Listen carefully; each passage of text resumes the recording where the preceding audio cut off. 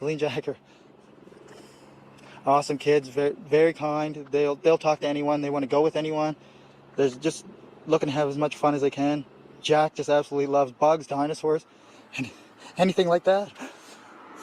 But Lily loves girly things, but she also loves doing everything with Jack, bugs. They're like best friends, not just brother and sister. And Jack just absolutely loves bugs, dinosaurs, and anything like that.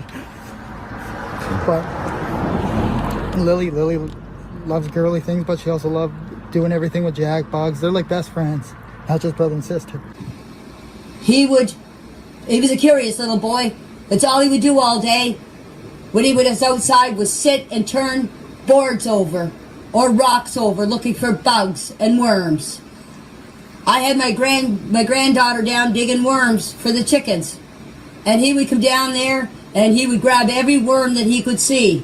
And when it would come time to go feed the chickens, he goes, "No, they were my friends. I'm keeping them." Lily,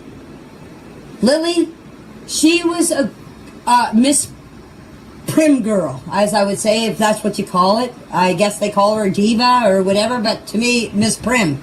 Because whenever she would get her clothes dirty, she would go in and change her clothes. I never knew what that girl was going to come out in.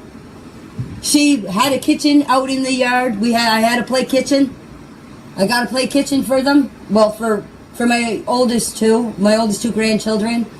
And when they weren't here, that's what she did. She'd play with the kitchen. She'd make mud pies. She would pretend she was making hot chocolate or coffee or tea. If a bug got around her, she would scream, "There's a bug, there's a bug." And she would go running in the house because there was a bug. Jack would just say, "Where's the bug? Where's the bug?" That's all they ever, from what I observed, they just played on the swings a lot. They talked a breeze. Like when someone came into my yard, like if my brother came into my yard, they would come and say hi, and my brother would talk to them, and they would talk to him, and Jack would be there. "Oh, look at my worms," or "Look at my bugs." I remember one day we caught a salamander, him and I, and Daniel said, "Jack, you have to let the salamander go because if not, it'll die." Well, I snuck the salamander out of the bucket, and he looked for that salamander, and he cried because we let his salamander go. Jack was just into bugs. He loved bugs. Lily was into the kitchen, making mud pies. So Jack and Lily would not have walked in the woods. The only distance they would have walked is up to their little fort that they built. Lily is scared of bugs and spiders, the opposite of Jack.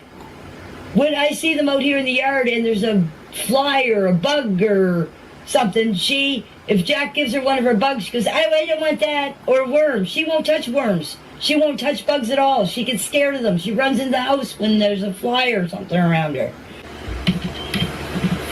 If the kids were out in the yard by themselves, let's just say, and they get out of the gate and we're running up the driveway, I would know, or I would think the kids would be saying, especially Lily, "Come on, Jackie, let's go, Jackie," because that's all she ever did was say that. Even up in the woods with my other two grandchildren, if Jack is sitting there looking for bugs, Lily's usually saying, come on, Jackie, let's go. And then when my two oldest grandchildren would come down, every second weekend they would come. My oldest granddaughter would come in here and they'd say, "Granny, we want some snacks to go up to the little cabin they built, or the little fort they built. They built it themselves out of sticks and brush." And I'd say, "There's the fridge." My other two grandchildren, They could have whatever they wanted. My fridge was like one of those doors when you go into a store. It would open and close all the time. My oldest granddaughter would come in here and she would take snacks for all of them and pack them in her backpack and go up to the camp. And another thing, the backpack thing. I've never seen Lily outside with that backpack. Daniel told me that they always tried to keep her from taking it outside. But I've never seen her with that pack. The only time outside playing, but the time I did see her with the backpack is when my two other grandchildren would come down. She'd want a backpack too because the oldest grandchild had a backpack and she wanted to be just like her.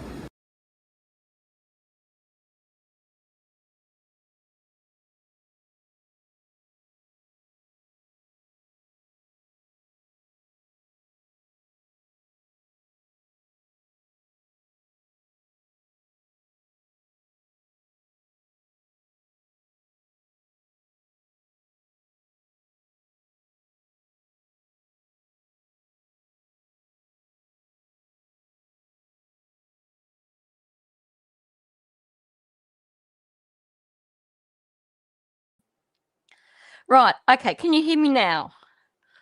I muted it while I was playing it because Amira lost the plot when she heard Janie's voice. Okay, is my sound okay now? Not like it was yesterday. You probably heard the barking at the beginning before I muted the microphone. Because Amira just lost the plot. I was like, she's in her little bed down here next to my desk, and I was leaning down, just, giving her a rub and trying to comfort her, and she was still just losing the plot over Janie's voice. It's not uncommon with them, but usually I don't start a live stream with Janie's voice. So Amira was probably asleep and got woken up by that when, I've been sitting here quite quietly up until that point in time. So, whoops.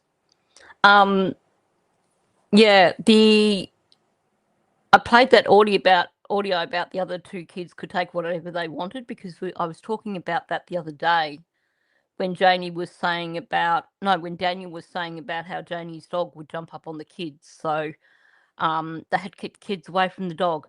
And yet Janie's like, it's just, free for all. They can just go and take whatever they want, which would involve having to tackle the dog, I would imagine. Correct me if I'm wrong. But anyway, welcome to the new members.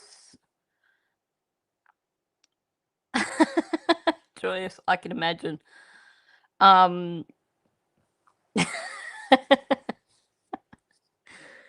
Yep, I could imagine if you normally wear headphones and someone in your household suddenly heard Janie, it would be a case of, who's that? Like, what the heck? It's certainly something that sets my dogs off every time. Every single time. Unless I, work them into it. So, like, had I not played her voice first, maybe Amira would have actually woken up, got her bearings, and then realised that it was me just working on the computer yet again. So, anyway, so that's the reason why I was muted and then got myself all discombobulated over the lack of sound at the beginning. So, I believe this is Crazy Buck's fault. I will be changing the plate on the front of the car to something a bit more appropriate. But the comment when I was going through the live stream the other day with the car that was constantly changing colours and the different people that were in the car, and I've just been, ever since then, I just keep picturing this cat clown car on Lansdowne Road with just like countless people in it, because honestly I lost track. There's so many people that were there apparently. Janie definitely needs a volume control. She seems to have 2 volumes, loud and really, really, really loud. Now, I was sitting there this morning, just moving on a little bit. You just realise why the car is different colours. Yep. It's a bit hard in a image to show a car changing colour. So instead I just went with, I told it to put the different colours in. So it did. So we have a bit of silver, bit of white, bit of brown, bit of gold, which could be wine coloured because who knows what he meant by wine. And then a bit of maroon on the back. So just for good measure. Oh dear. Oh, that's too funny. Your gramophone has no volume control either. Stuffed a dog toy in the horn. Yep, that works. That works. The Magical Mystery Tour. Yep, definitely. It's I couldn't help it. Just I'll blame it on crazy. Got to blame it on someone. Okay, so now this may or may not relate to Lily's blanket, but I thought I'd share it anyway because I was sitting here this morning when I was getting ready for my live stream and collecting those clips that I just played for you, and I was doing the typical ADHD thing, and it was kind of cold. The house hadn't warmed up yet, so I had my blanket wrapped around me, and I've just got one of those really lightweight blankets, lightweight polyester blanket, which I think I bought it cheaply at like the reject shop or Target or somewhere like that. It was just, a mega cheap blanket that was super lightweight for basically if I want a blanket if I'm on the computer or something. So I was sitting there this morning working on those clips, fiddling with the blanket, and I realised that the hem was coming loose. And what grabbed my attention is that this blanket is a printed blanket, very similar. Well, it's polyester, and it has the same sort of binding around the edge as what appears to be on Lily's blanket. So I'm just going to show you some photos. Like I said, this may or may not apply. I'm still trying to get hold of a blanket like Lily's. But what I found here was really curious. So as you can see, the binding has come off the blanket, and I'm just going to pause it there for a sec. And you can see that it looks like there's an indentation there that's like where the binding was sewn on. But that's not actually the situation. What you find under the binding, and I'll go on to the next slide, is that in actual fact, the edge of the blanket has been rolled in and then basically fused together.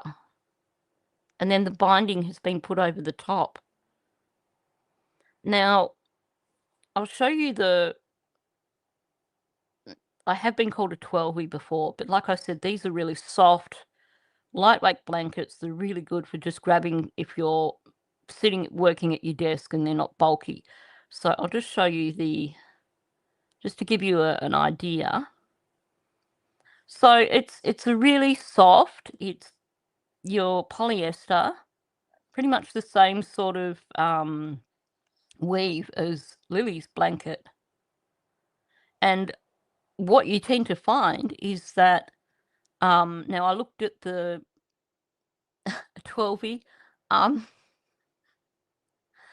that's what teenagers in Australia call someone who they think is immature.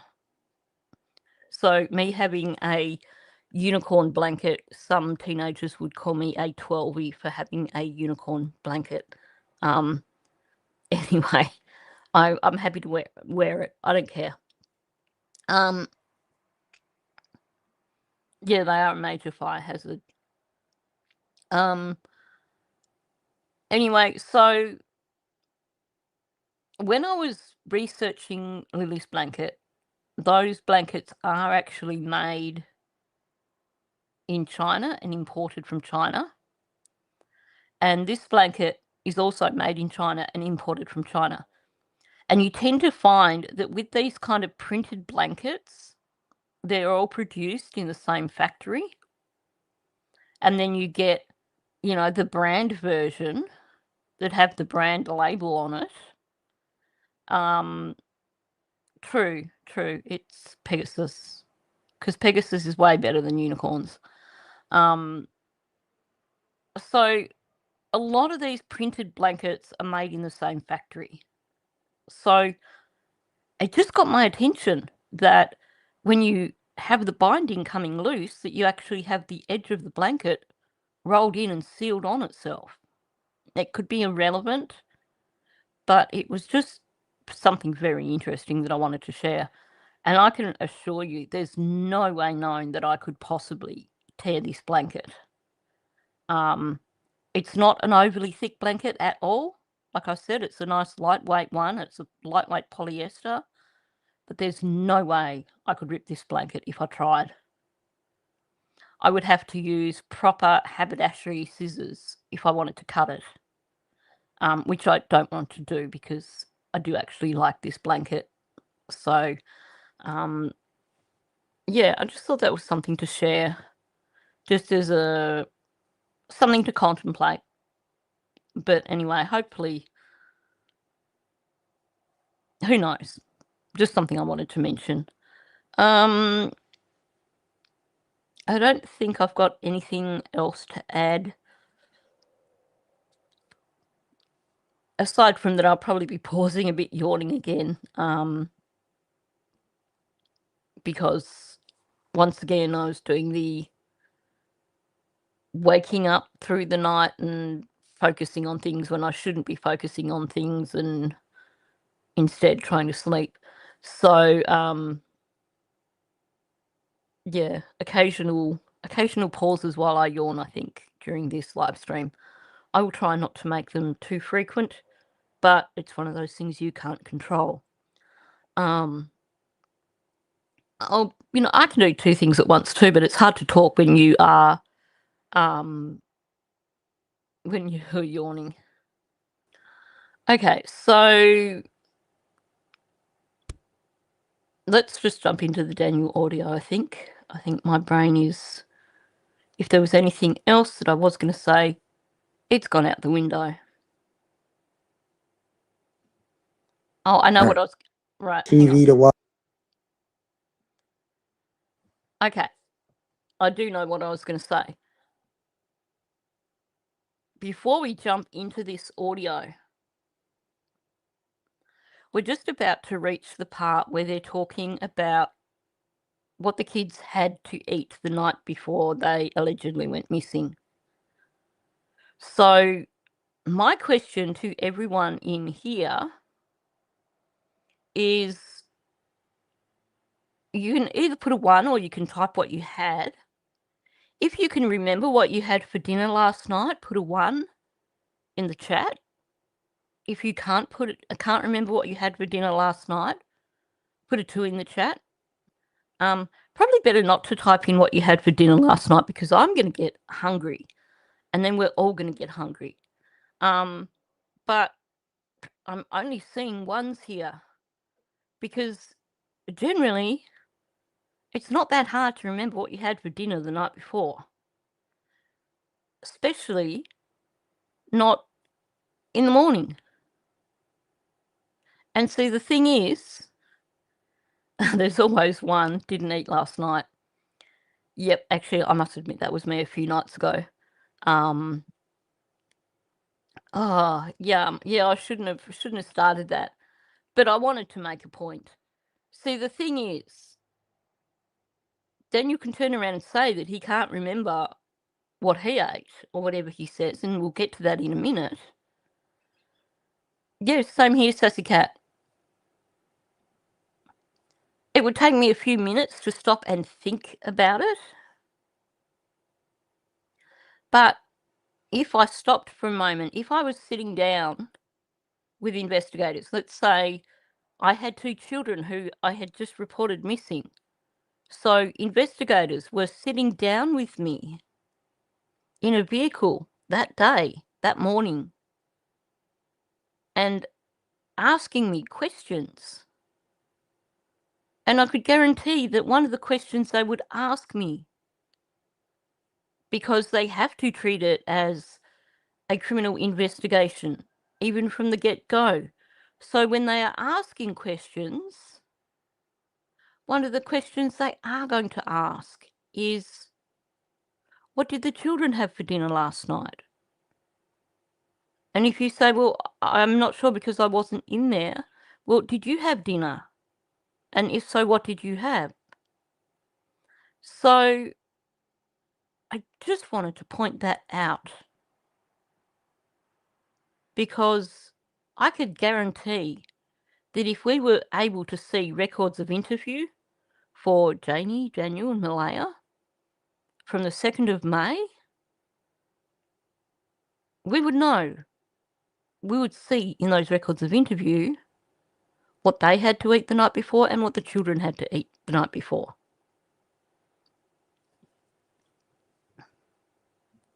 I think most people can. You know, unless you were really, really tripped out on drugs, then maybe you mightn't know what you ate for dinner. Yeah. It is not like Lily and Jack were old enough to prepare themselves a meal. And leftovers, I mean, Janie and Daniel both claim that Malaya was a good cook, and if she had too much, she'd send it up to Janie. Extras up to Janie. I don't know if that was true or not, but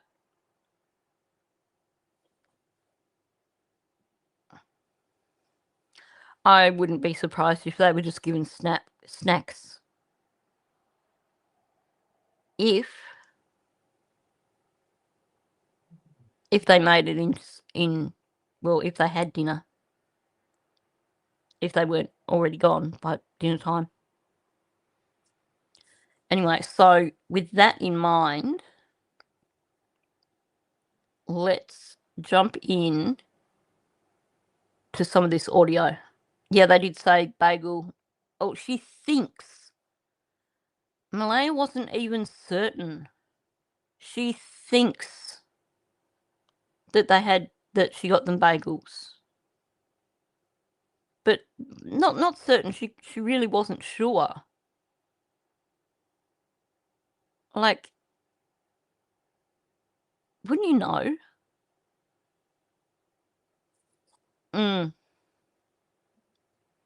Yeah, one of the things that Belinda told me was that the baby was hungry and Malaya was just giving her little tidbits, so Cindy had to make a meal for the baby.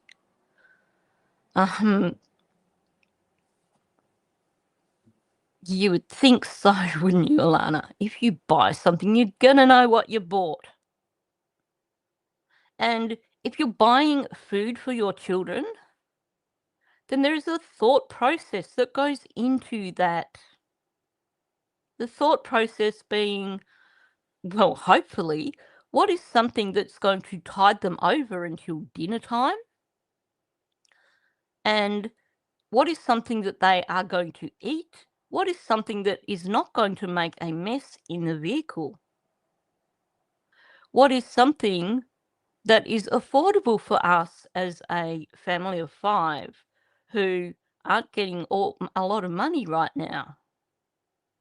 So, of course, she would know what she bought and what the children had. But also, why is it in the documents that we're told that they stopped and they grabbed poutine on the way home? But Daniel doesn't know what he ate, and he doesn't know what the children ate. Clearly, it was a topic of discussion in the interviews in the first couple of days. Go figure.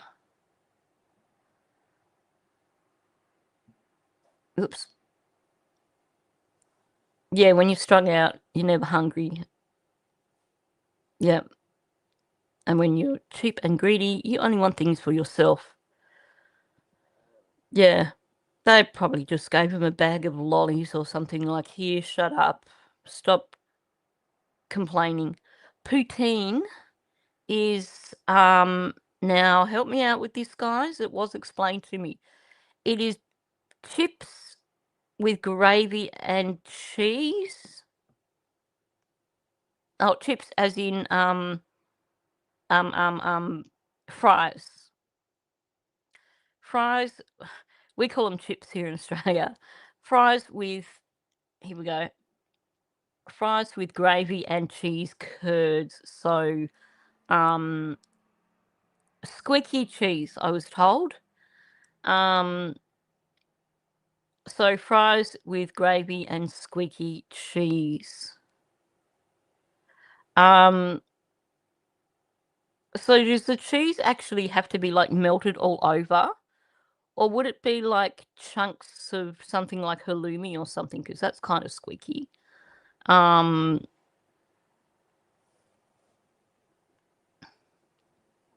True. His drug of choice is an appetite suppressant. Meaning that that's probably why he has no idea.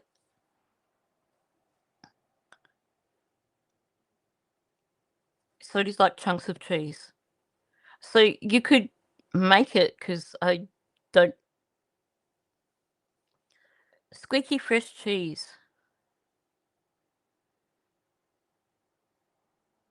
It's really something that's foreign to me. I know we've done all this before.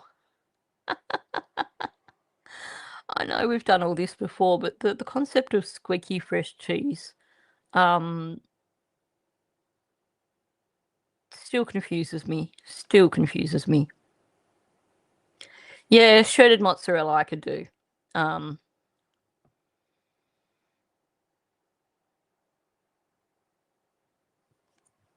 Okay. Cheese curd. Well, cheese curds, it sounds like they're just kind of squeaky cheese. So it's cheese that isn't overly matured, is that correct? So it's not like a really mature cheese. Correct me if I am wrong, because I could be completely confused. But anyway, sorry, I'm just changing the banner because I've had that up for ages. So school used to make it with mozzarella shredded on top, and the hot gravy goes on top of it and makes it melt. Oh, so it's a salty cheese. Wow. Okay, I might have to try it that way. So the cheese curds aren't melted in any way before they go on. You have the fries, then you put the curds on top, and the gravy melts them. Is that correct? Interesting. Oh no, don't start with new ones. Green onions, green tomatoes. These are things that we don't have in Australia that I don't know. Wow. Let's Okay, we might have to do this in a separate live stream, definitely. Let's go on with this audio.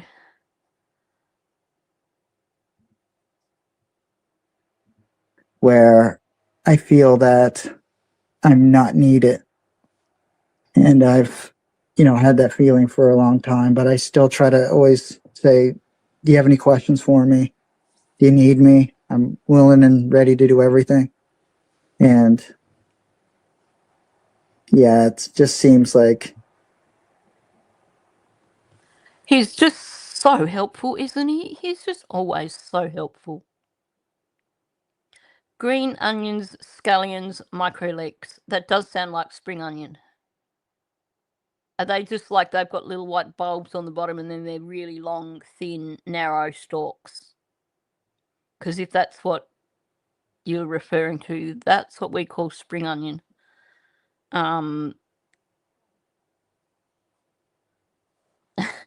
It's confusing when there's different names for things.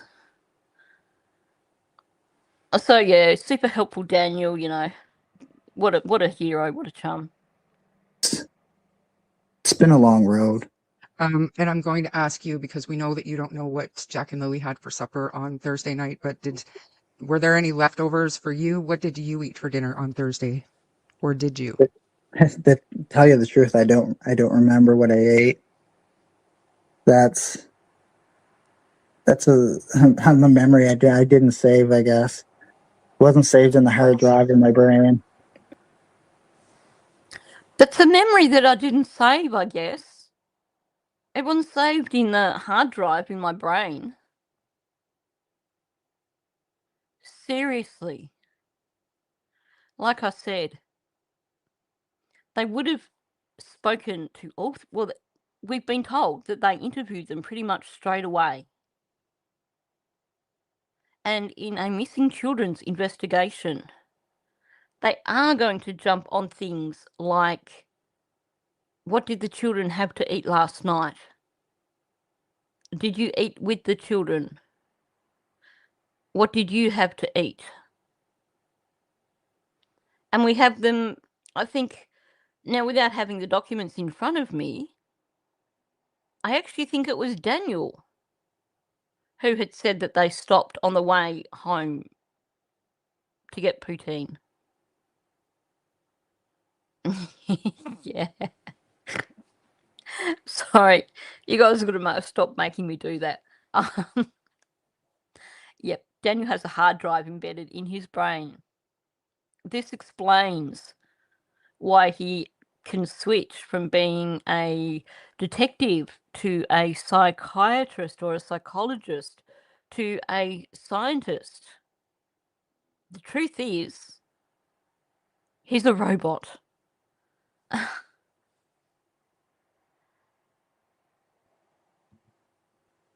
Yeah. One of the first interviews that I discussed with Daniel, I pointed out that he was masking. Oh,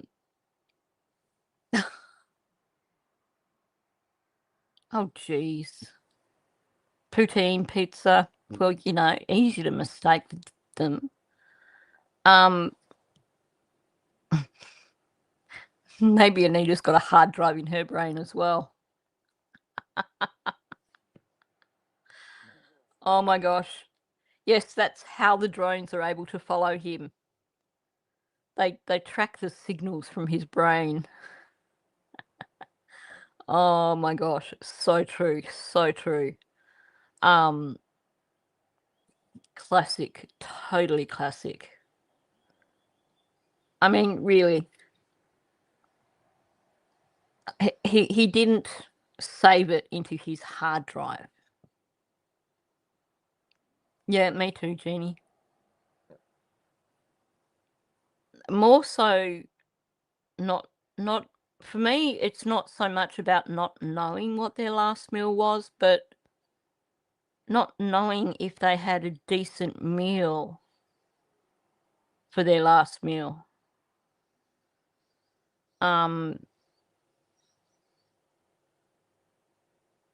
Yeah, I try not to think too much about that sort of stuff, but yeah. That's the thing, Bonza, if they ate. Because it seems like there's 20 different stories about what they had to eat. Did they forget to feed them? Did they throw them a bag of lollies? Or did, when they stopped at the tobacco shop, just going back to one of the Summer Wells theories, because we know that with Summer Wells, Candace stopped and bought things for Grandis. So how do we know that they didn't buy gummies at the tobacco shop and the kids were hungry and got into them? And I shouldn't speculate on stuff like that, because you can guarantee that's going to be a story that features on the Twitch show next time they go live. But, who knows? Yeah, so that they might have got them a bagel. She thinks they bought bagels, but she doesn't know. They stopped and bought poutine, possibly. Might have had pizza. Daniel couldn't remember any of it. Like, seriously. What was going on in this household? It's just disgusting. But it's a memory I didn't save. Now, this is something that was a major bone of contention for me with Jennifer Soto when I was covering the Madeline Soto case. And the 20 million stories that we had about the Sunday night before Madeline went missing. Because Jen gave so many versions of what happened on that Sunday night. And what I have said countless times, and it applies to this case, that evening of Thursday, like Thursday afternoon, Thursday evening, that is, according to their accounts, even, the last time they saw the children, the last time they were with the children, doing anything with the children. When you think back to, and I don't want to make it into a downer, but when you think about the last time you spent with anybody that you've lost, that time is permanently etched in your memory. So it shouldn't be something where Thursday night is really vague. Because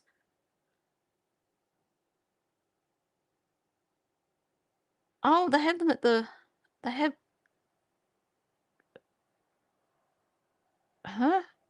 it seems even the curds and whey at the Queen Victoria Market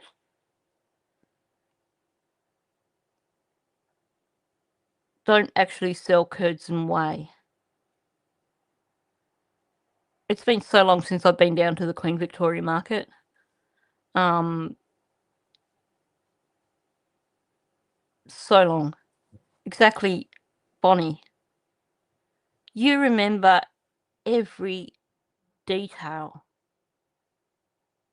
Every single detail. Seems that these guys have that in common with Jennifer Soto. They've got no idea what happened on Thursday night.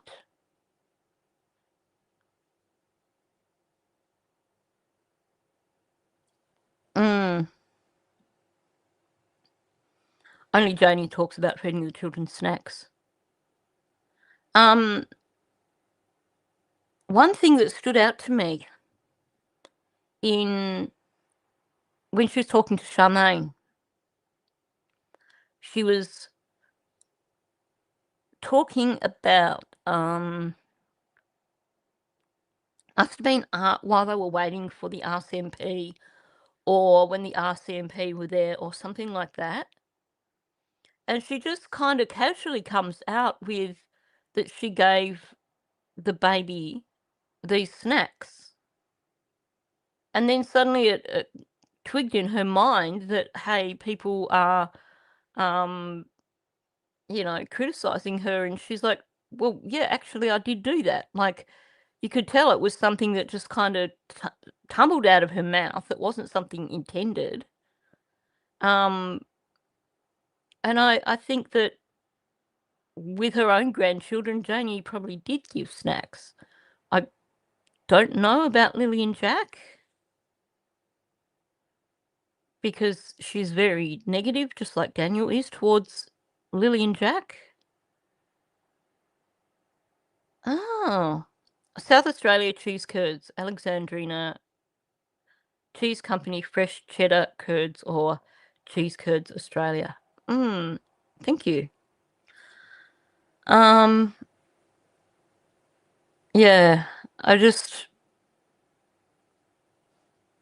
it makes me sad that they can't remember anything about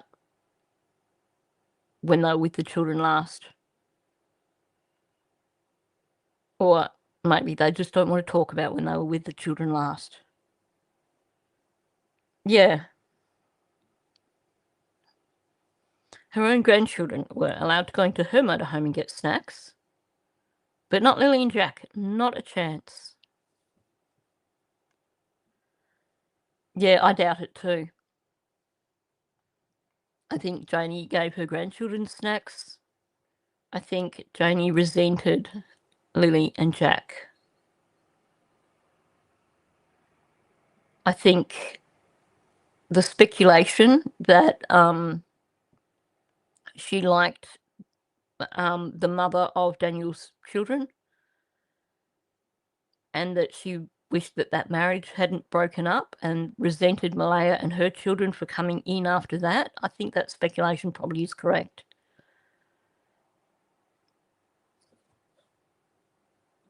Yeah, well, that's the thing. If all they got from Malaya was little tidbits and stuff, no wonder they were hyper. And we get a bit of leakage along those lines from Daniel coming up in a moment. So far we've got him not saving into his hard drive what he had to eat on the Thursday. But Fair enough. Is it common Lily and for Jack, Malaya to... Lily and Jack definitely ate that night. I'm not going to say that they didn't, because Malaya fed Lily and Jack. Did He has to jump in and insist that Lily and Jack definitely ate that night. Let's throw in the definitely to make sure that people understand that they definitely ate that night. Even though he's got no idea, but, they definitely ate that night. I'm not going to say that they didn't, because Malaya fed Lily and Jack. He's saying this in very general terms. He's not saying, yeah, I know they ate because Malaya told me that she gave them this for dinner.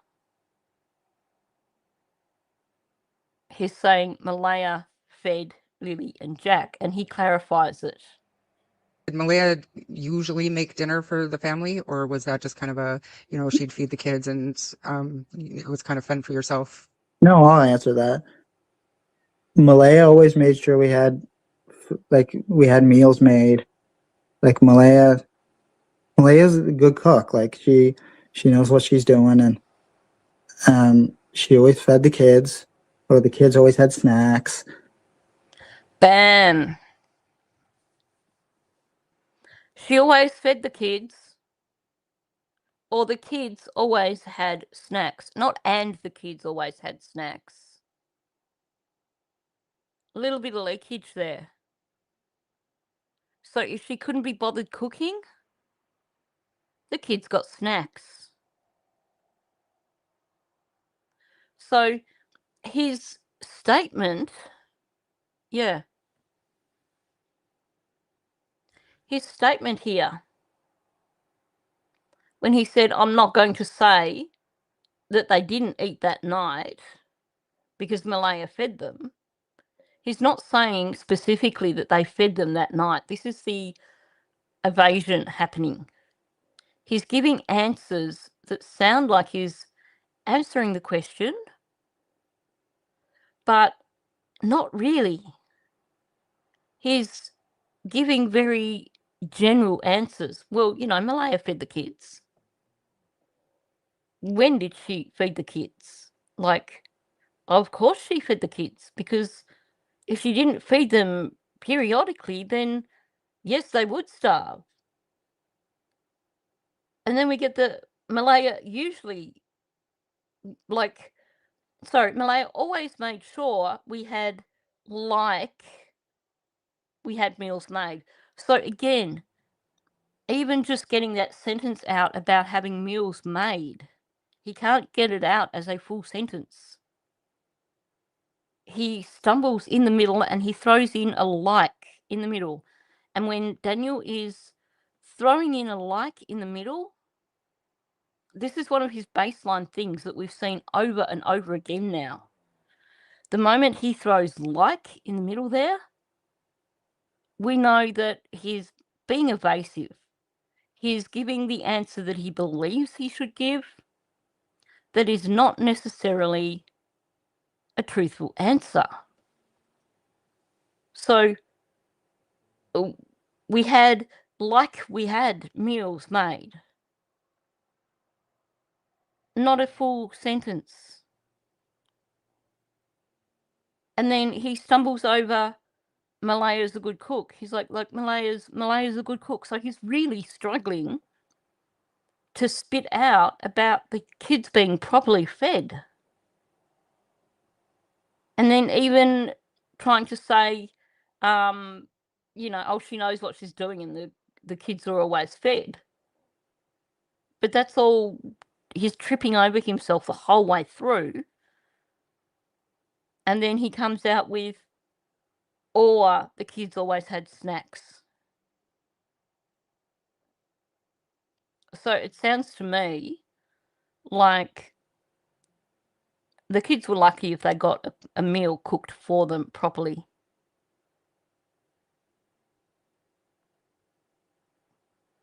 Oh, Till Warrior, I would almost 100% guarantee it. Especially, yes, got to grab that comment.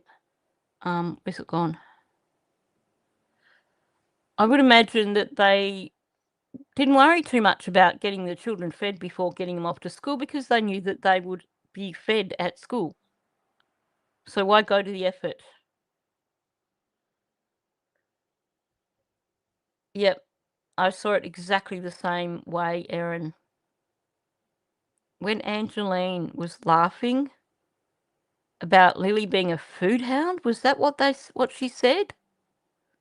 I think that's the terminology. Lily sitting and staring at her while she was eating. And her having to give Lily food. That's not normal behaviour for any child.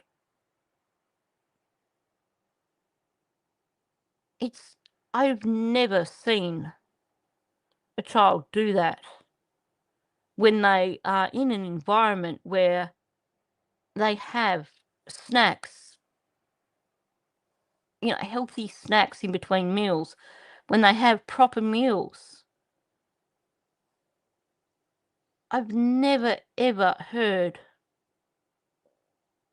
of a child standing in front of an adult while they are eating and staring at them because they want their food. And when I heard that, it just made me feel sick to the stomach. And she's laughing about it and saying, because Lily's a food hound.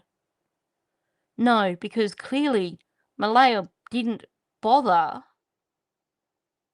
looking after their nutritional needs. It's just so... Yeah, he went out of his way to say that they had unlimited food. But we look at the photos, the fridge was locked, the cupboards was locked. So many of these photos that I've got here on my Mac have the children in that kitchen with either a locked fridge behind them or locked cupboards behind them. If your child is standing in front of an adult, staring at that adult because, in your words, they're a food hound, well, why is that child not eating while that adult is eating in the first place? Because if that adult came into your house with food, well and good. Get some snacks for your child while the adult is there eating their food. It is a huge, huge red flag. I haven't seen in any of these photos bowls of fruit anywhere. I think you could walk into most households here in Australia that have kids and there's going to be a bowl of fruit out on the counter. I would imagine that's pretty much the same in other countries. But you don't see that here in any photos of Lily and Jack. And that video where they're... there goes my voice again. That video where they're picking apples out of the tree and absolutely loving those apples. Clearly that was something that was a cause of excitement for them.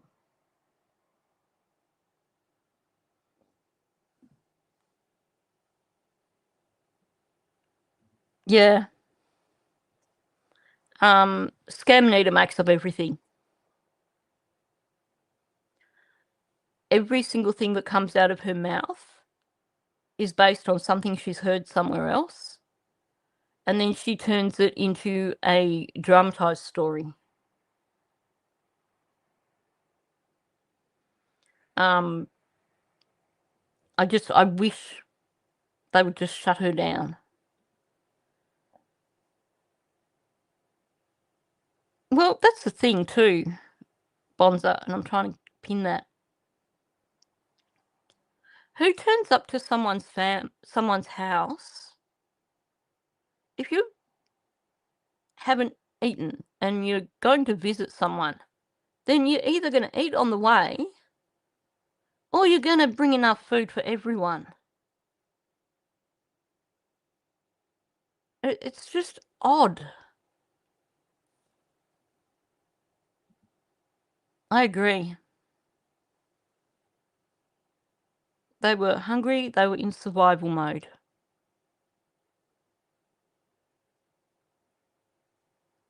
It's just heartbreaking to think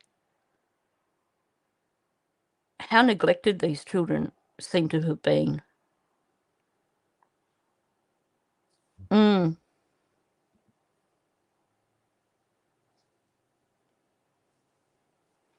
Or the kids that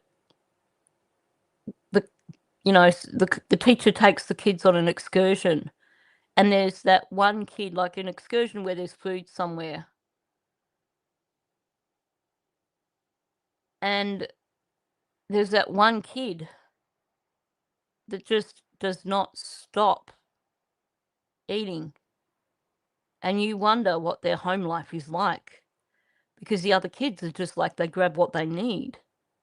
But this one kid, you get this one kid who sees the food and is like, oh my gosh, there's so much food there, I just have to eat it.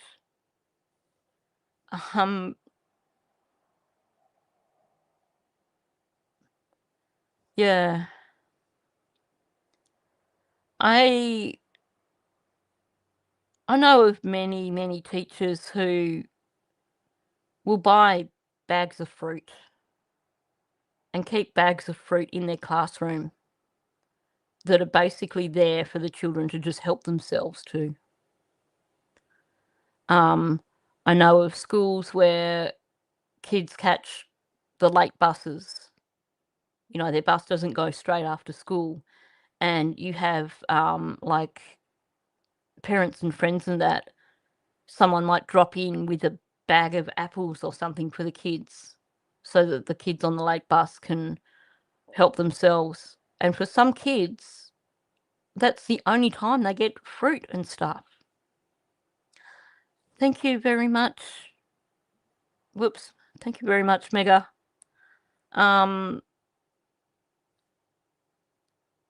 It's heartbreaking picking apart these statements sometimes because there are some real truths that come out.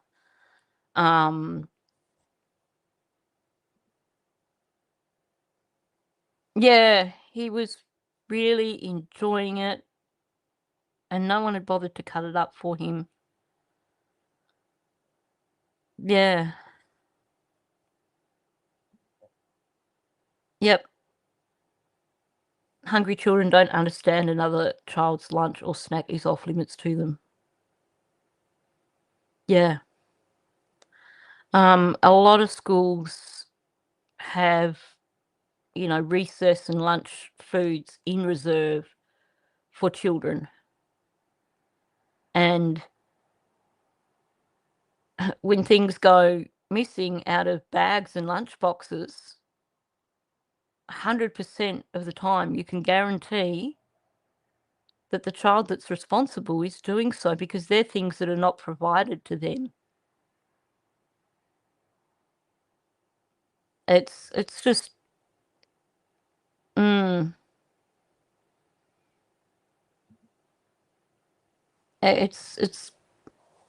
it's sad, it really is. So, and yeah, I don't really have much to say on that. You know, Malaya's not a terrible person. Like I always, like I'm not trying to portray Malaya as a terrible person. Like I'm not doing that. Sure, Daniel, keep denying that. He keeps trying so hard. He always goes within just an inch of throwing Malaya under the bus over things. And then he backs off and he's like, but I don't want to say bad things about Malaya, or I don't want to throw Malaya under the bus, or Malaya's a good person. He's repeating it 3 times because he wants people to basically get what he's saying here. He wants people to think that he's basically spouting BS. It's that classic thing of, I'm going to tell you this, but you know what I've said.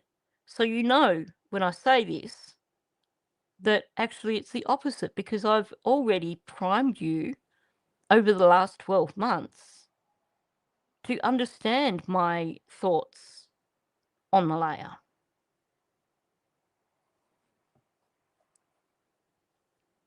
Whoops. Yeah. And it's also got that implied but on the end of it. She's not a bad person, but, and he doesn't need to add that in because he's primed his audience for the last 12 months. The number of times he has come out with statements about Malaya where he has led people just far enough down the track to make sure they get the conclusion he wants them to get. So when you hear someone say then that, you know, they're not a terrible person, there's that but that is implied. Because you don't need to say that about someone. He could turn around and say, you know, Malaya's just a really great person. She's a great mum. She just does everything for her kids. You could word it in a positive way. And there's no hidden implications behind that. But what he does is he gives it that negative spin. So she's not a bad person. She's not a terrible person. He's putting that suggestion there in people's heads that, yeah, she's neglectful. She's a bad person. But in a way that makes it sound, he can turn around later and say, I never said that she was a bad person. Just listen to what I said. Like, honestly. And because Malaya does a lot of stuff that's right. But I think, and we always as humans, we always make mistakes. Not everyone's perfect. And we always make mistakes when it comes to every facet of life, right? There's a huge spectrum of, you know, being a perfect person to a terrible person. There you have it, folks. There's your but. Malaya's not a terrible person. But you know what? We all do bad things in life. And there's a spectrum between being a perfect person and being a terrible person. So what he's trying to do here is say, I'm not saying she's terrible. But I'm going to let you draw that conclusion by telling you that there is a spectrum. And that, you know, people make mistakes. There is a hell of a lot of suggestion going on here.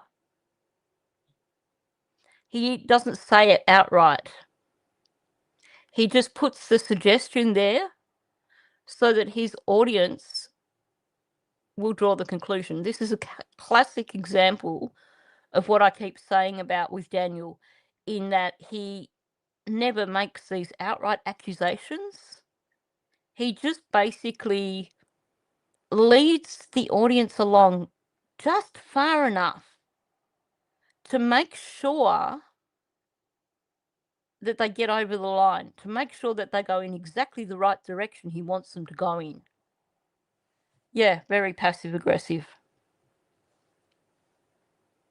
So he's started with, I'm not trying to portray her as a terrible person.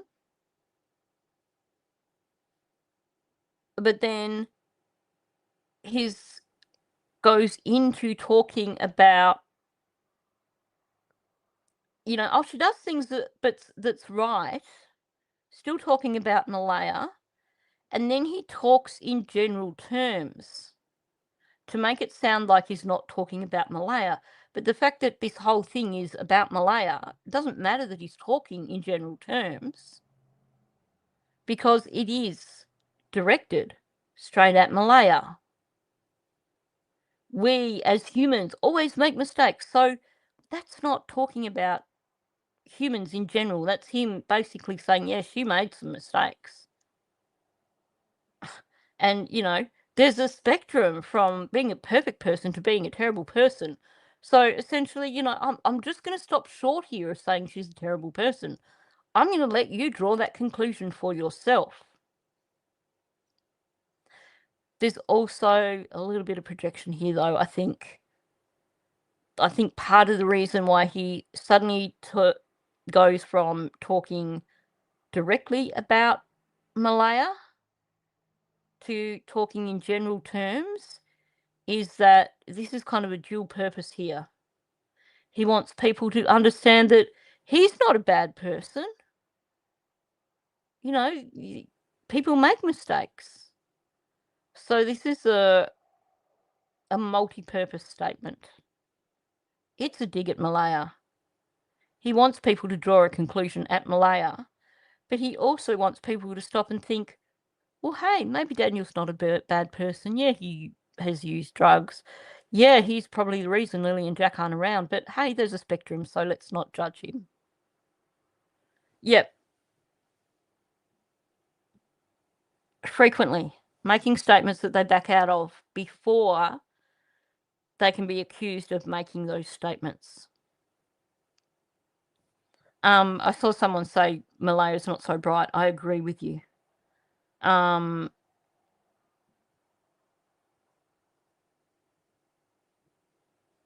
Oh, yeah. You can imagine.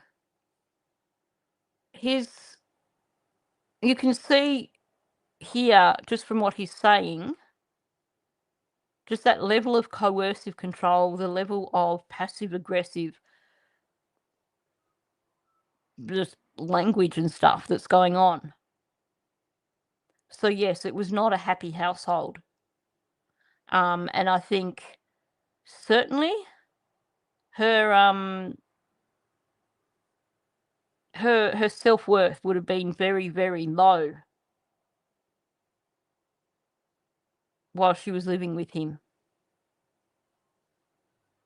But at the same time, you know, she still made the wrong choices for her children, in my opinion. And now let's get... Yes, definitely. Behind closed doors, that mask came off. And that's the thing. Daniel comes across as Mr. Smooth, Mr. Nice Guy. That's the face that he puts on in the public.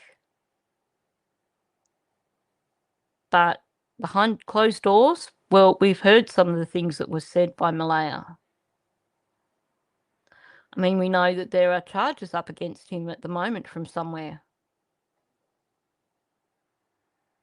So that's the thing.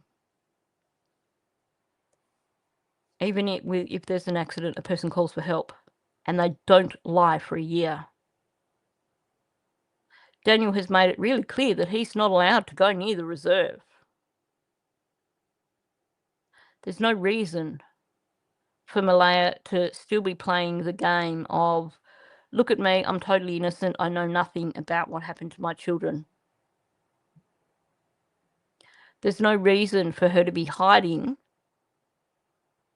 and not coming out in public making pleas for her children, even if it's just on Facebook.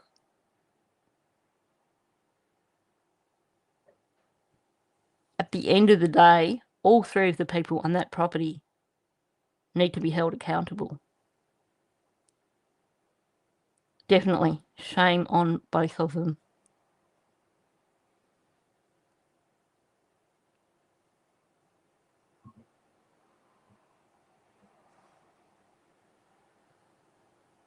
This was not an accident. Daniel's embedded confession about leaving the property for hours and taking the kids away. Janie's saying she knew this was going to happen. Malaya lying to RCMP. It's a crime.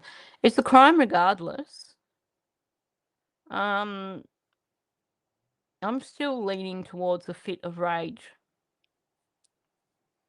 I don't, but that's just my opinion. But there's a lot of things that we're not being told because you've got to wade through all the lies. And then you've got imbeciles like that Anita woman coming out, making up stories for her own entertainment. And her little buddy who is enjoying the attention, enjoying getting people watching his content. So he encourages it. Yeah, they're the two things that I have settled on now. A fit of rage or something to do with drugs. I lean towards the fit of rage based on a number of comments that have been made, a number of statements that have been made by RCMP as well.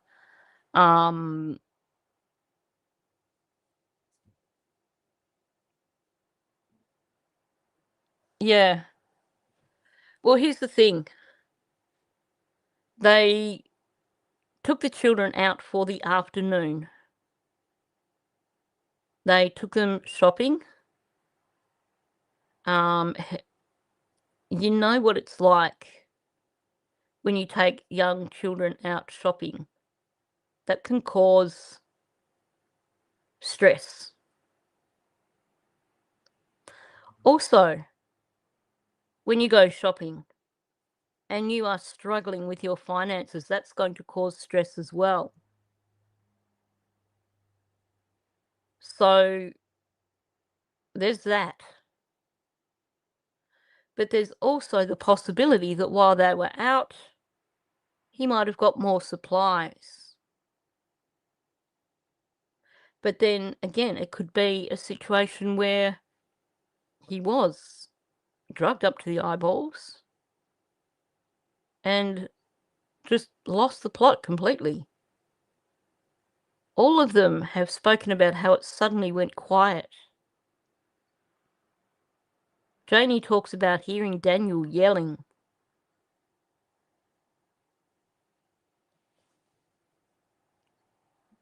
That one bothers me. That they saw Malaya and the baby enter the store first, and then he entered the store later with the kids.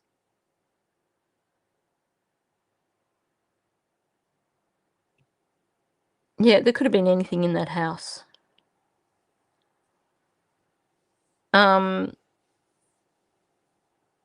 It's a disturbing thing to think about. It really is. But they're all up to the eyeballs in it. Whether it's covering for whatever happened or whether it's just not admitting what happened.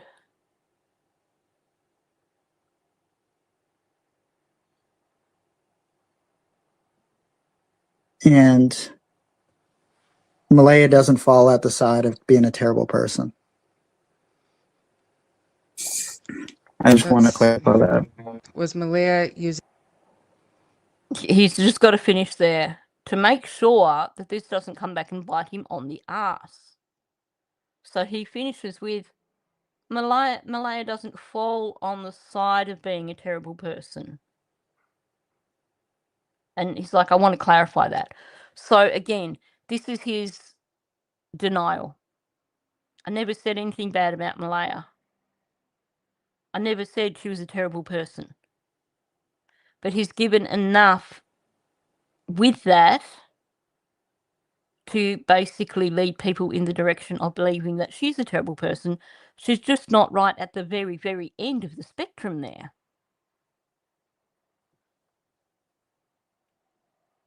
Yeah, he has flip-flopped a lot on Malaya. I believe that there was still communication going on between them up until things got tense over who was going to have the baby. And I think after that, there was a bit of manipulation. I believe the whole thing of Malaya heading to the reserve with the baby was a setup from Durwood and Daniel, hoping that she would lose custody of the baby and that Logan would get custody of the baby. And it backfired because they both lost custody. I think after that, that's when things started getting nasty because he probably blames Malaya for things not going the way he wanted them to go with that situation. And now he can only have supervised visits with his baby. Because when you listen to what he says about coming up behind her in the car park at the CPS with the thing, whatever it was, that he then came up behind her and put in the car, that's stalking behaviour. That is intimidation behaviour. And I think it's from that point onwards that we've seen some serious crap going on between the two of them. And I think he's been given a warning. I suspect that there is an order out against him from sometime around that time. And that is why he's being very careful now about how he speaks with regards to Malaya, because he doesn't want to be in breach of an order. So now he's being very, very careful about how he words things. Oh yeah, Anita's mouth is so full of lies and hatred. Honestly. And the loser that encourages her, that's the channel that I want to see go. Because the pair of them are not doing anything good for this case at all. And the malicious stories that she's coming up with, slandering so many people,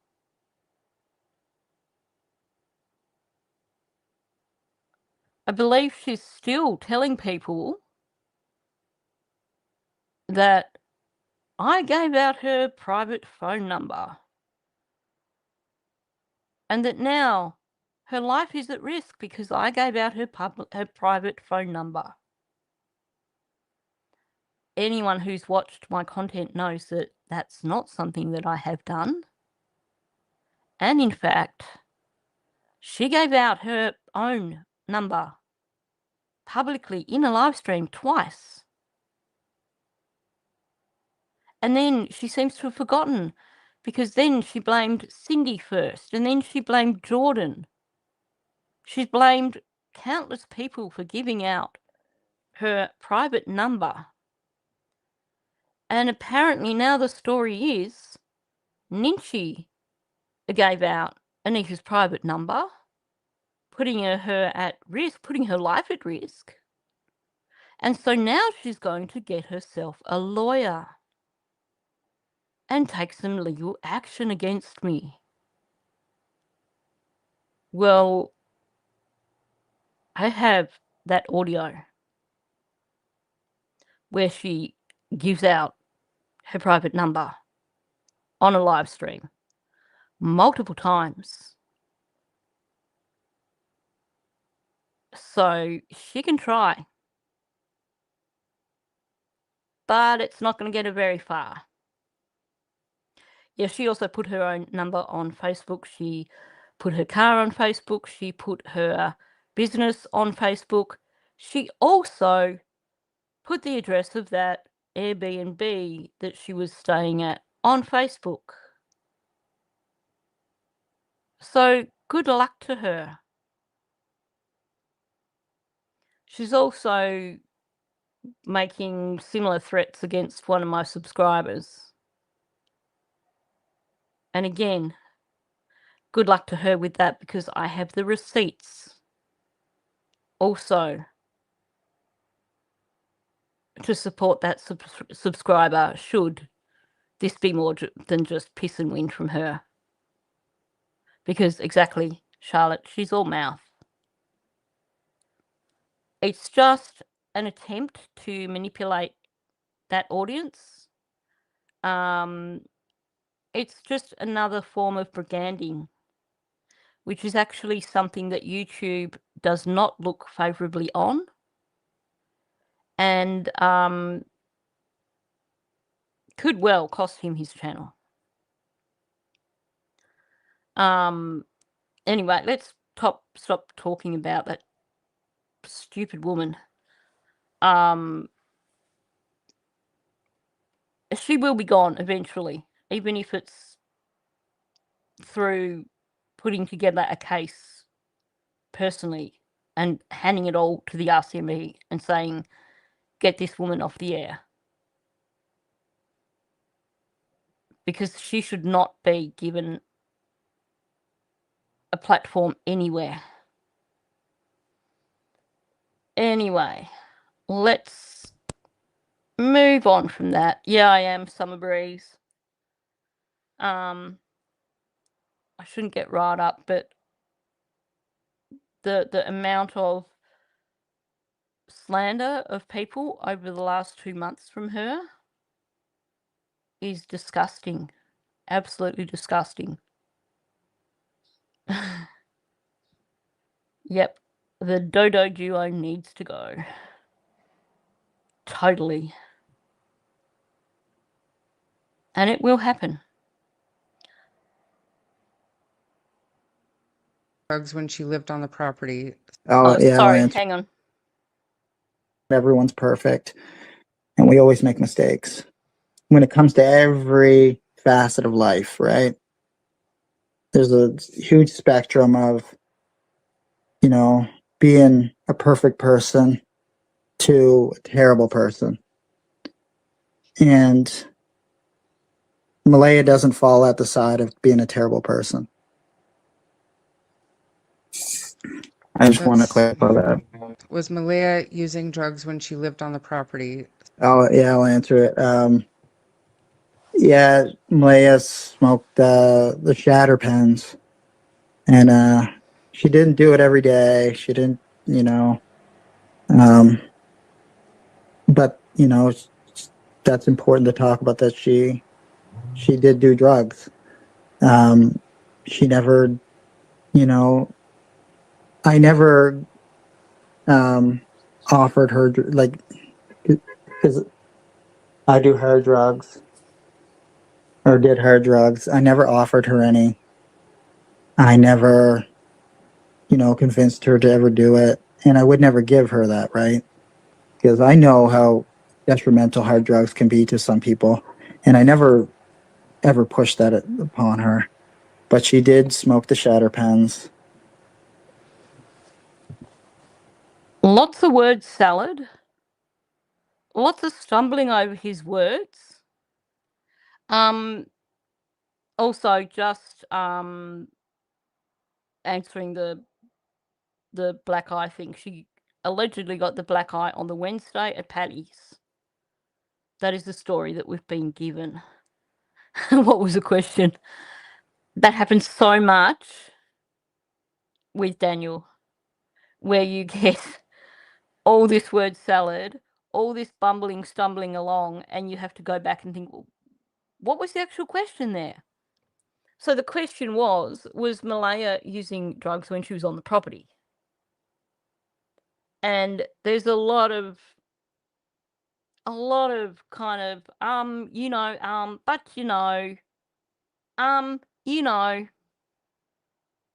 I know how detrimental, all these, that's a lot of blah, blah, blah, simply to claim that she smoked shatter pens. There's definitely a lot of bullshit in this sentence. Sorry, that wasn't meant to come out that way. But what else can you say? How else can you word it? I have for quite some time said that I wouldn't be surprised if Malaya was into heavier stuff. I believe Malaya is the sort of person who does not want her family and friends to think badly of her.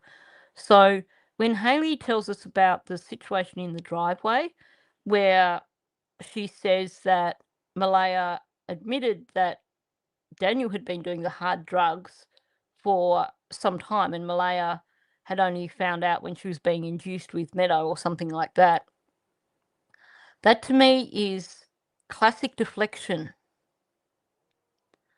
I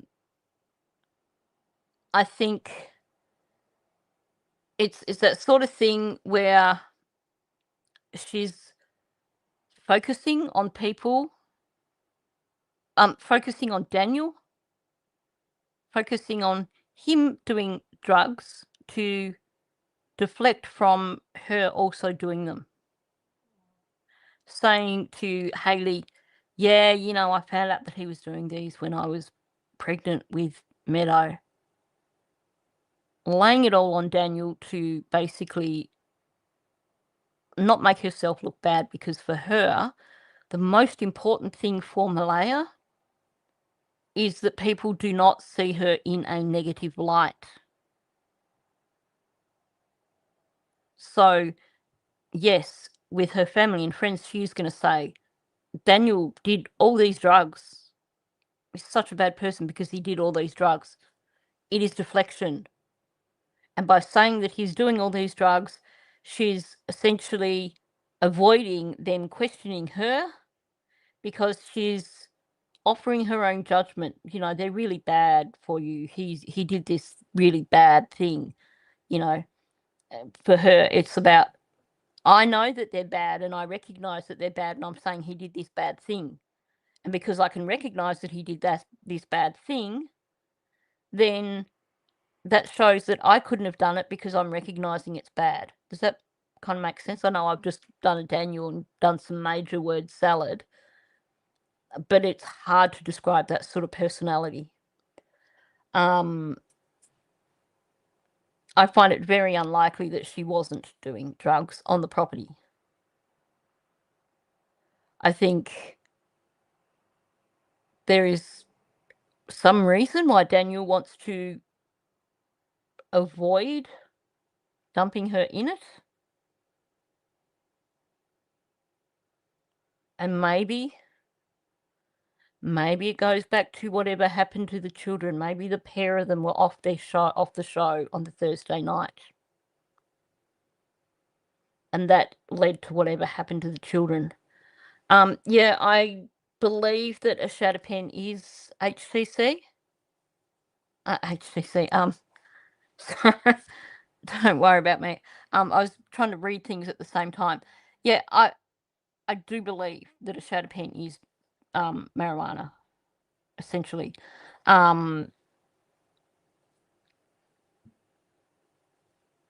Yeah, we were told she left Cody because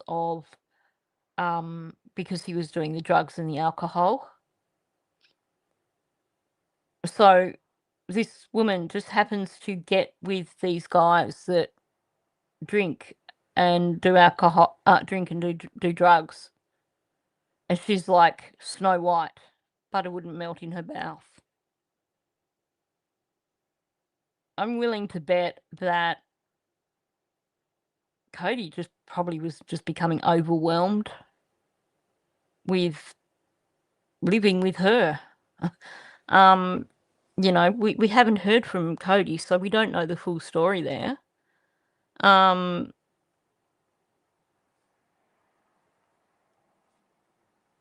Whatever Daniel is saying here is not the full story, regardless. Dawn, I don't know. I did, after yesterday's live stream, go and check, and it does appear that Shenanigans channel is at least private. The videos have been made private, so the channel is still there. It's just not visible. I'm really not willing to speculate more than that.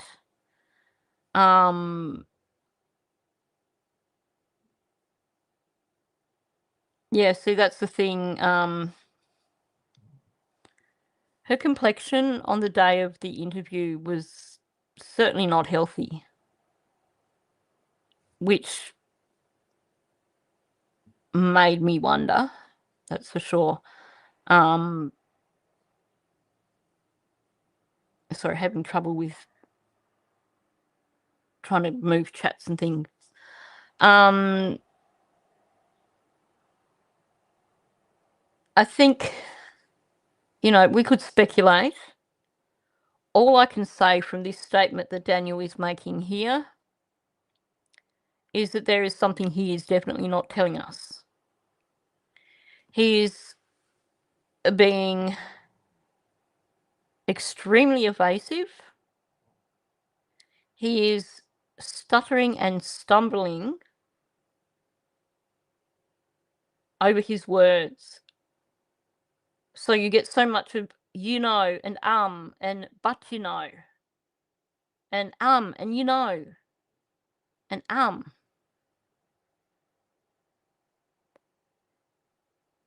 and then he has this denial of, because he never offered them to her or anything like that.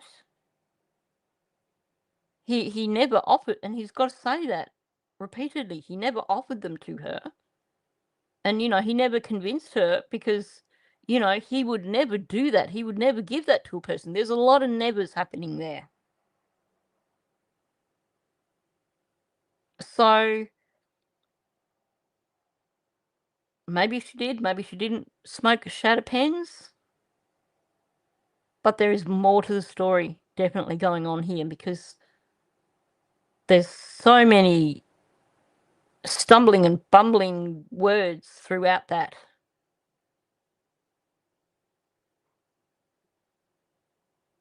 What I did notice, though, one thing that really stood out to me was, because he knows how detrimental hard drugs can be to some people.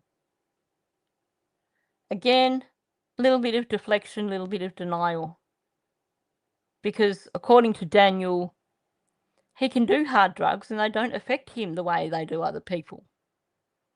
It's all good. He can take them because they don't affect him like other people. So, they're not a problem for him.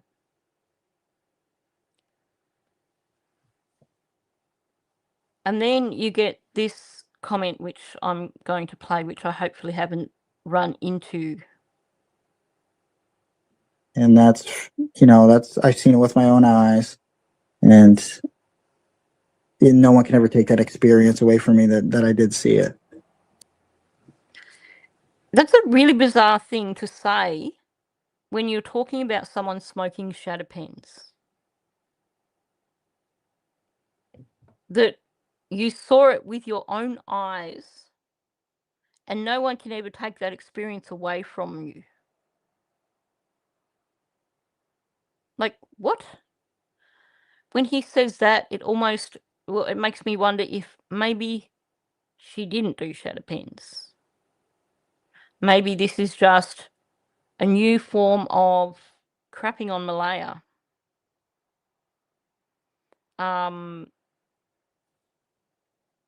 Yeah, that's the thing, Grover. The ones that can quit anytime they want to, the ones that it doesn't affect me like it affects other people, they're the ones that are the most addicted. They're the ones that are really struggling. Welcome in to the people who are coming in a little bit late. Good to see you in here. I shouldn't say late. It's not late to just pop in during a live stream. It's just, welcome in. It's a huge red flag. It's a huge red flag to hear him say that. I've seen it with my own eyes, and no one can ever take that experience away from me, that I did see it.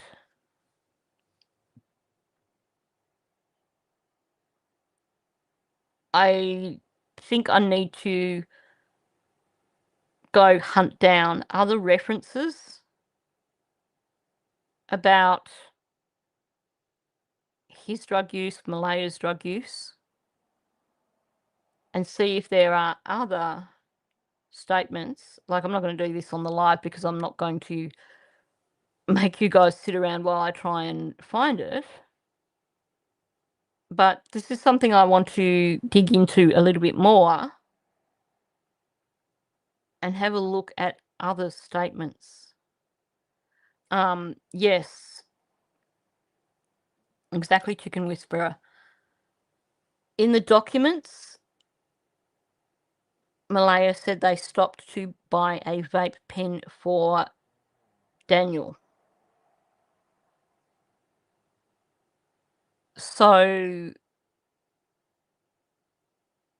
there's a lot that Daniel's not saying here. The question is, what's the end goal? Because this is not this is not truthful. Whatever it is that the real situation is, this is not it.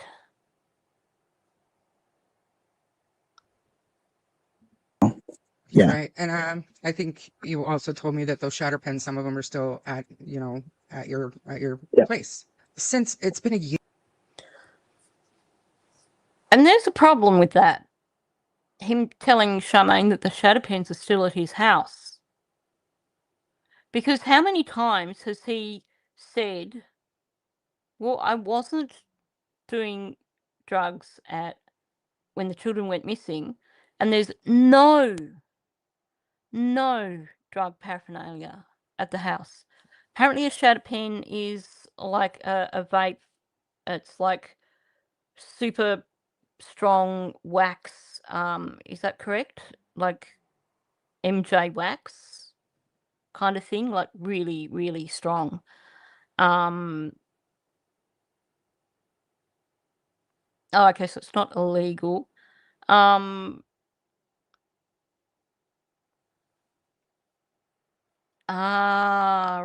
gotcha, yeah.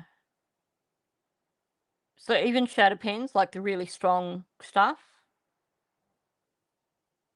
there's definitely half truths in it, but there's a lot of something that's being avoided.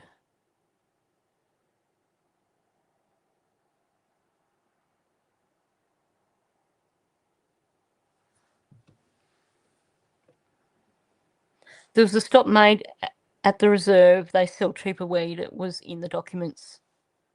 But the way it was said about in the documents is that it was Daniel's. Yeah.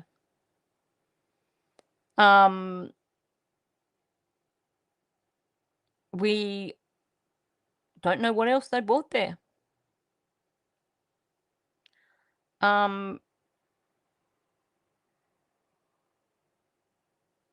Don't know, but this denial of nothing, no sort of paraphernalia of any sort on the property. But hey, yeah, there are still shatter pens all over the place, regardless of whether they're legal or not. This is him claiming there was no drugs on the property. Him saying they asked him if he did drugs, and he's like, no, and there was nothing on the property, because remember, he was saying they asked him in terms of could the children have gotten into anything. I would imagine that, inferring them getting into anything would also include shatter pens.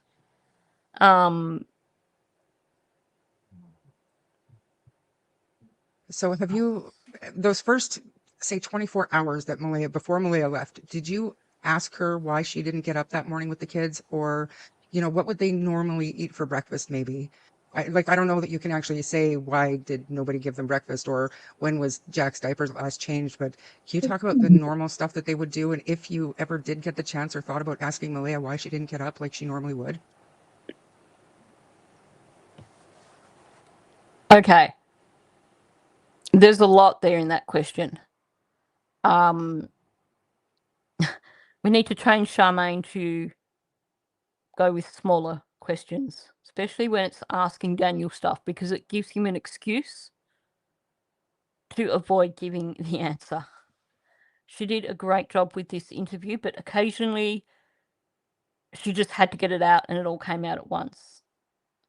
So basically the question is about that morning.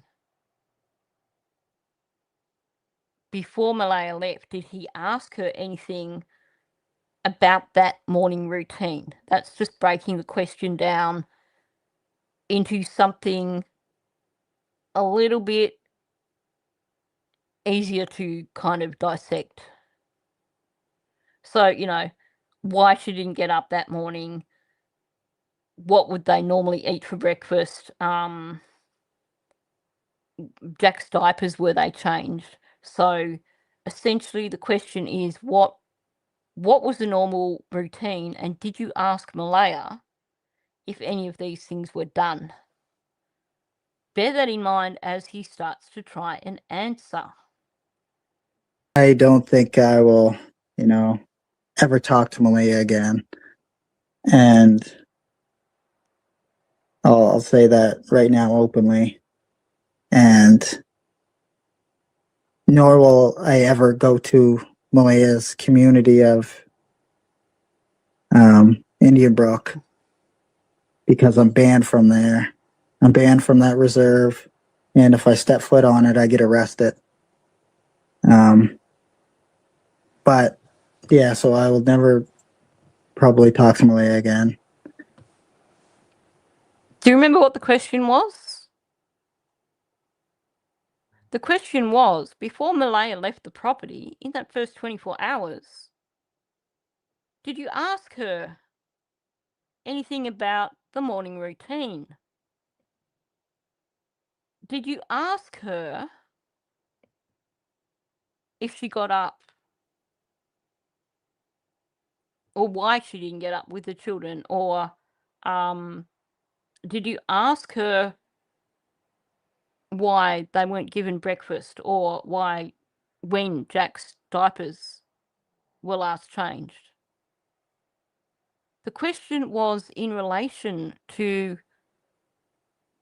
questions that he should have logically asked Malaya when the children first went missing, before Malaya took off.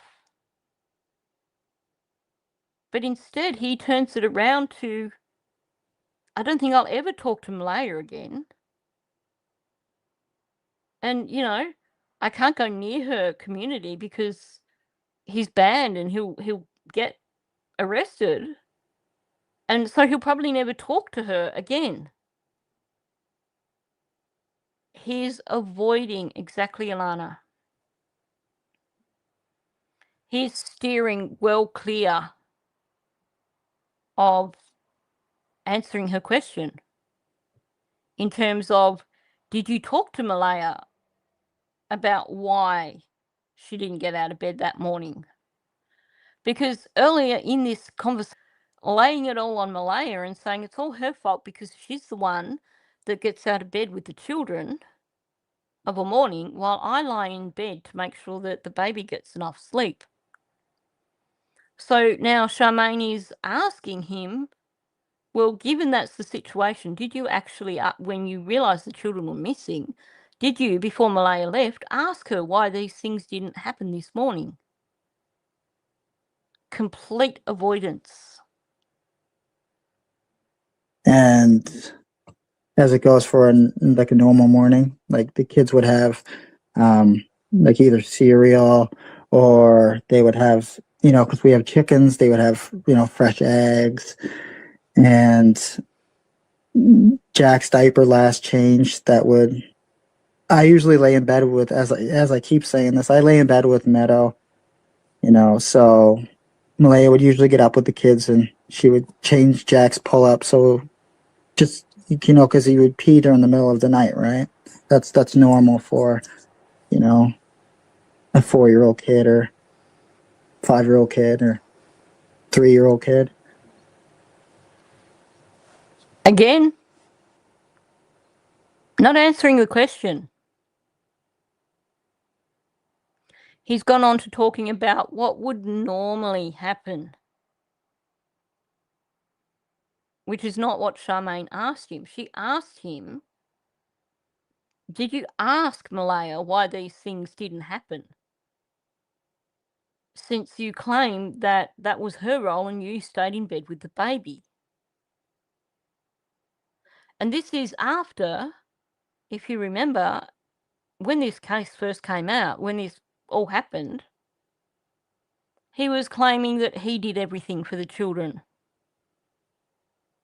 Which is it? Was it Malaya did everything or he did everything? Because here, he's making it sound like Malaya did everything. And this is what would normally happen. Like a normal morning, this is what happens. So he's still avoiding answering the question. They would have like either cereal or because we've got chickens, so they might have eggs. Well, we know they didn't have eggs that morning because nobody got out of bed to feed them.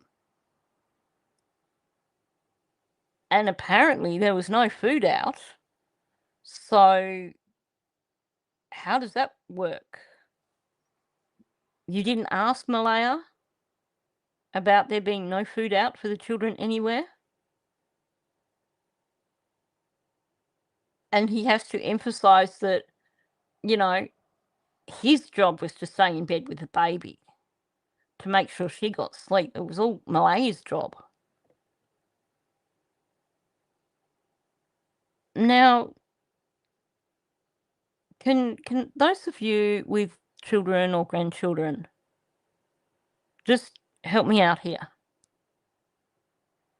Because when my nieces and nephew were little, when they were like 3, 4 or 5, I was living in a different state. But, you know, I spent a lot of time with my cousins and their kids. And to me, a 4-year-old going to bed in a pull-up doesn't seem normal. Especially when you hear him saying that he would pee during the middle of the night, right? And that's normal.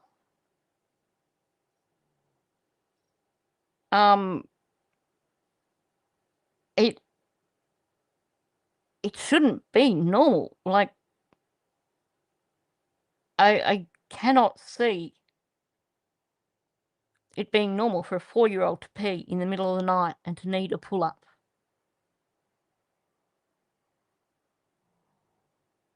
I really, really struggle with that. Oh, okay. So, in terms of boys being delayed through the night, interesting. I mean, I really, really do struggle with it. The idea of him having this issue. The other thing I struggle with is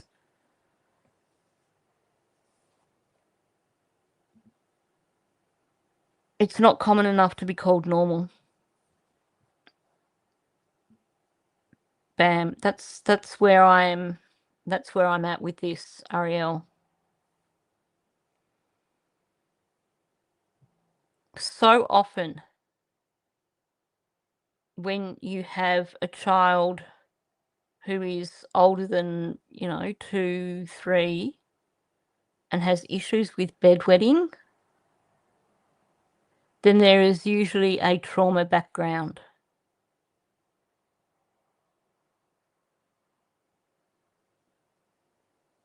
Not all the time. Some children, it's just a thing. But for a 4-year-old to be consistently having issues through the night,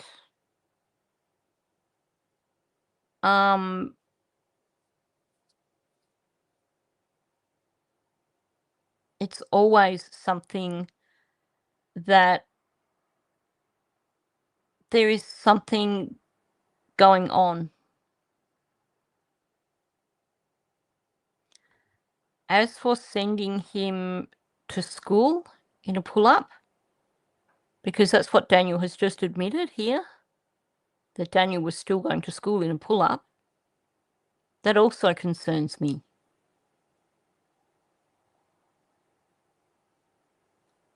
Yeah, there can be developmental medical issues, but when we look at all the other things that were going on with these children,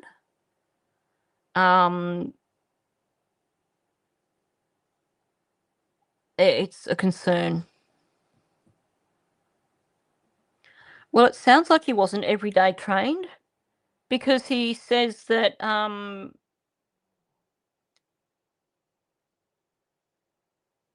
she would usually get up with the kids, would change Jack's pull-up because he would pee through the night. Well, given that getting up with the kids is because she's getting them up and getting them ready for school, it sounds to me like he was being sent to school in a pull-up. I think when we look at everything else that was going on with these children, Jack having issues with wetting the bed still, or, wetting himself through the night, is concerning to me. There was a mattress out in the backyard of that house. Was that because it was just too soaked with, from a child through the night? Yeah, exactly, Bonza. She was changing his pull-up, not removing it. Sending him to school in a pull-up.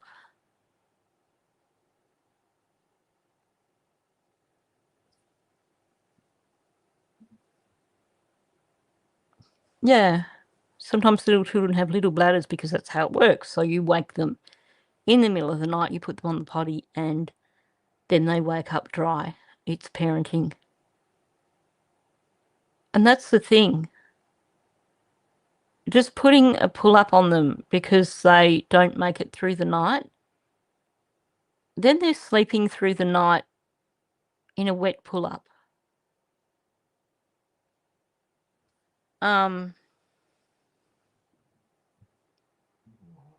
It is my understanding that here in Australia, children have to be fully potty trained before they can start like pre-kinder or anything. It's concerning to me. I think it's just another thing that adds to the story of these poor little babies' lives.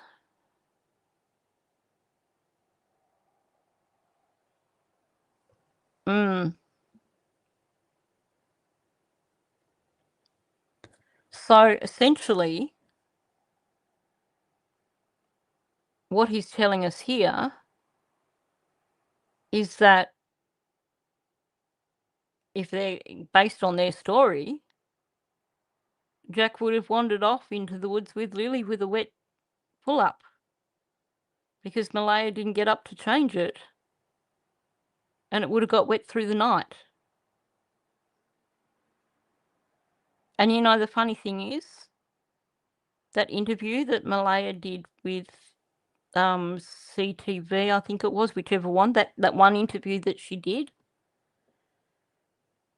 she never expressed any concern over Jack being out there in a wet pull-up. Thank you, Alana. So they need to be fully trained, but bring a spare change of underwear just in case to enrol in kinder here in Victoria. And is that like with because Victoria's got like a 4-year-old kinder, hasn't it? I should know these things, but I'm kind of not hugely familiar. That's a little bit different here. But there is younger enrolment. Thank you. Yep. That's for 3 and 4-year-old kinder here in Victoria. So Jack heading off to school in a pull-up.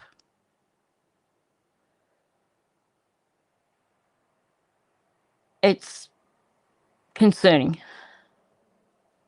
Oh yeah, you've got to account for medical conditions.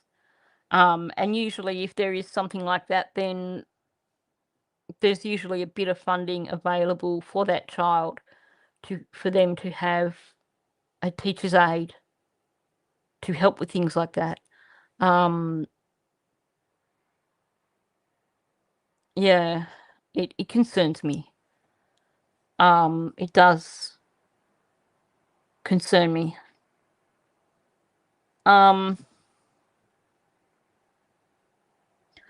There's one little bit on the tail end of that I'll play, where he basically confirms that Jack was going to school in a diaper, essentially. And so Malaya would get up with Jack and Lily and, change Jack's diaper and get them breakfast and get them off to school or just get up with them in general on the weekends. So again, he says it. Change Jack's diaper and get them off to school. But you'll note it's all talking in general terms again. He's not answered the question that Charmaine asked him. Did you ask Malaya about that morning? Requirements and pre-L students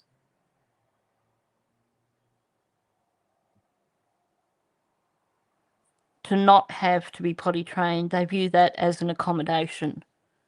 Okay. That's interesting. Pre-kinder. That's why you got that long pause, that long silence, because I'm thinking we don't have something called pre-L here in Australia, so I was trying to find a word for it. Pre-kinder, yeah. I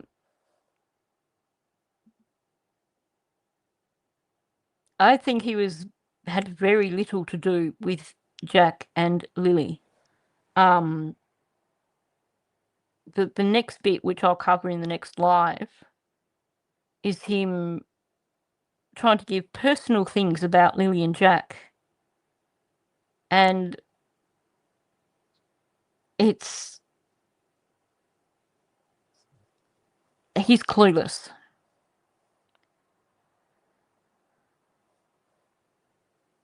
Pre-L, pre-kinder. There's so many different ways of describing it, isn't there? Pre-kinder, prep, kinder. In Victoria, it's 3 and 4-year-old kinder. Like confusion makes it hard to really, really know what the deal is, I guess. Yeah, I think a lot of places now have pre-kinder. Play school before kindergarten. Yep. I mean, even in Australia, it varies. So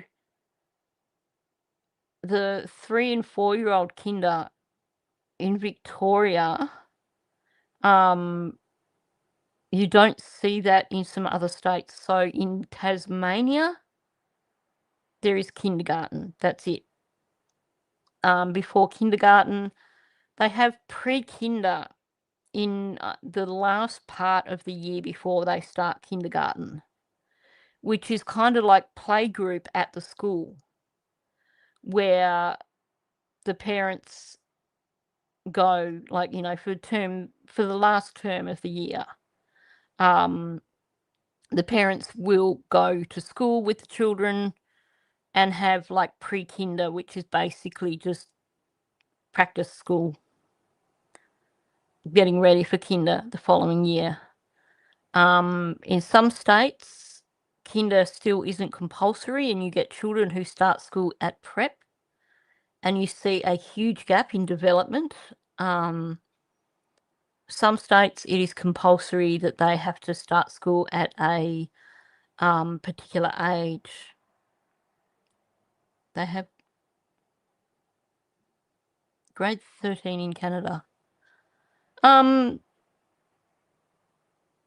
I guess if the system is similar to Australia, because in Australia, some states separate. So high school in Australia is grade 7 through to grade 10. In some states, it is grade 7 through to grade 12.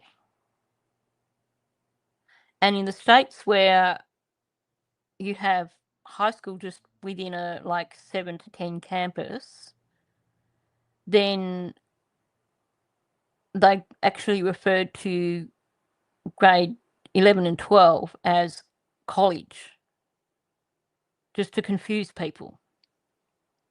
So most states in Australia, high school is 7 to 12. And a lot of high schools in Victoria will for example, will refer to a high school as such and such college, meaning that it goes through to year 12. But in Tasmania, high school is considered years 7 to 10, and then you go to college in years 11 and 12, and then you go to university after that.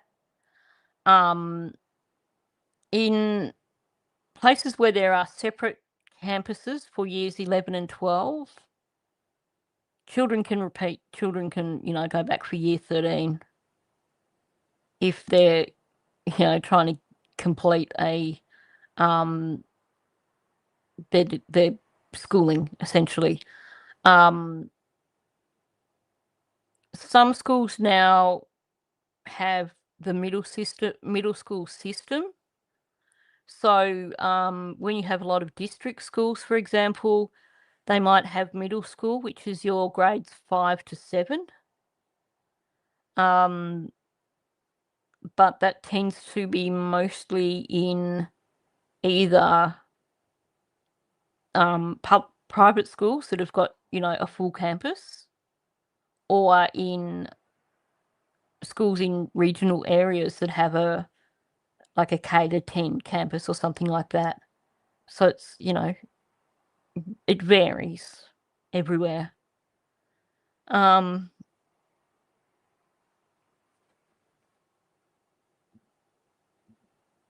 I could see Lily helping Jack change his pull-up. I could imagine her being that sort of little sister that looked after him. Okay, it seems like my dogs are waking up and they're going to be wanting to go out in a moment. So I might wrap it up there. I love the discussions that happen with these live streams. I know I never get very far through the audio itself, but I just love the discussions that are happening. It's worth taking the time to go through the audio because of all the understandings that we're forming. So thank you so much for coming in, people. I greatly appreciate you. If you haven't hit the like button, please hit the like button on the way out. If you're new to my channel, please subscribe.